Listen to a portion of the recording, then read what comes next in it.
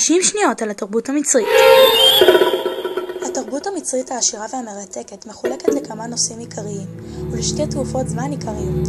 במצרים העתיקה היו עוסקים הרבה בפיתוח הארץ והתרבות, שני נושאים אשר השפיעו רבות על כל העולם מאז ועד היום היו תחום הרפואה והאדריכלות. הרופאים המצרים נבחנו מחלות רבות ואף נתנו להם טיפול מתאים. הרופאים המצרים התמחו בריפוי שיניים, בניתוח ראש ובאיחוי שברים ובחניתה, או כפי שהן מכונות כיום, מומיות. האדריכלות המצרית היא אחת העתיקות מהידועות לנו, ואילו אף העתיקה ביותר. הפירמידות, מבנה ענק שסודם לא פוענח במלואו עד היום.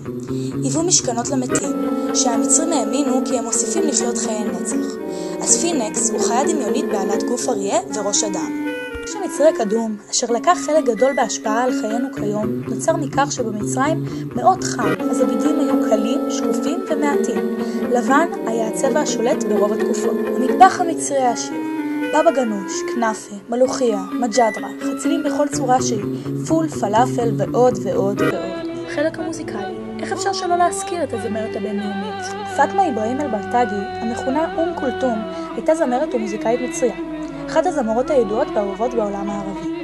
היא התפרסמה בקולה העשיר וכונתה כוכב המזרח. אחד משיריה המפורסמים הוא אינטה אומרי, שזוכה עד היום לביצועים מחודשים על ידי זמרים שונים. אלבומי שיריה הם בין האלבומים הנמכרים ביותר בשפה הערבית גם בימינו. היו 60 שניות וקצת על התרבות המצרית.